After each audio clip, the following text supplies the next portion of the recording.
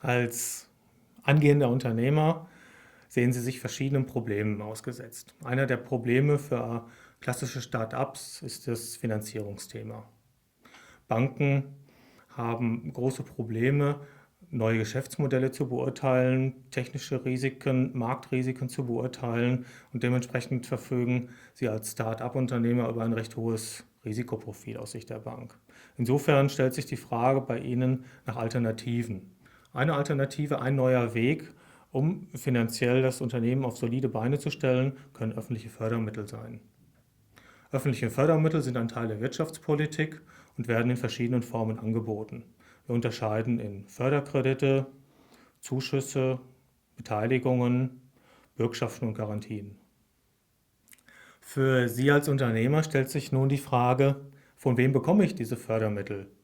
Und da unterscheiden wir drei große Gruppen. Das sind zum einen auf Landesebene die Landesförderinstitute und die Bürgschaftsbanken.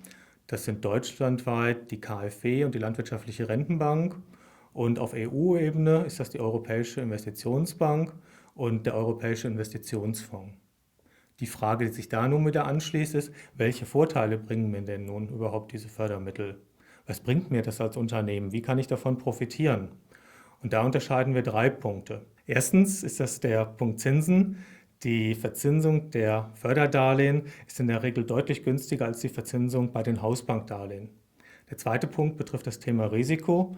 Durch Haftungsfreistellungen können die Förderinstitute bei den Hausbanken das Risiko deutlich reduzieren. Drittens, wenn Sie oder Ihr Unternehmen über keine ausreichenden Sicherheiten verfügen, können hier Bürgschaftsbanken oder Förderinstitute einspringen und ihre Position stärken.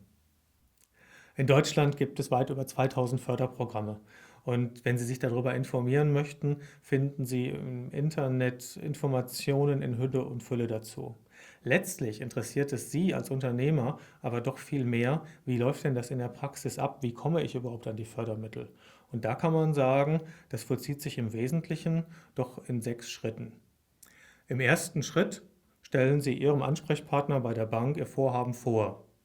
Das heißt, Sie verfügen in der Regel über einen Businessplan, den Sie vorlegen können und den die Bank prüfen kann. Beispielsweise suchen Sie für Ihr neues Vorhaben einen Kreditbetrag von 50.000 Euro. In diesem Stadium wird Ihr Firmenkundenbetreuer dann ein passendes Förderprogramm suchen. Gegebenenfalls wird er auch auf Kollegen seiner entsprechenden Fachabteilung zurückgreifen. In unserem Beispielfall wäre das ein Programmkredit der KfW, des ERP Gründerkredit Startkapital, was auf diese Finanzierungssituation optimal passen würde. Die Bank würde für Sie ein indikatives Angebot erstellen und man würde das so lange diskutieren in Detailfragen. Es können sein Themen wie zusätzliche Sicherheiten, Auszahlungsvoraussetzungen und Auszahlungstermine, bis ein allgemeiner Konsens erzielt ist. Wenn dieser Konsens erzielt ist, würde die Bank für Sie den Antrag stellen.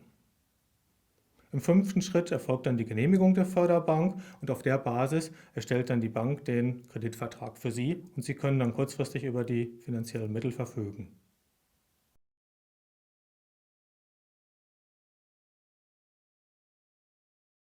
Zum Schluss möchte ich Ihnen gerne noch aus meiner langjährigen Erfahrung als Fördermittelberater einige Empfehlungen mit auf den Weg geben. Erstens. Das Potenzial von Fördermitteln wird weitestgehend unterschätzt. Nutzen Sie dieses Potenzial für sich.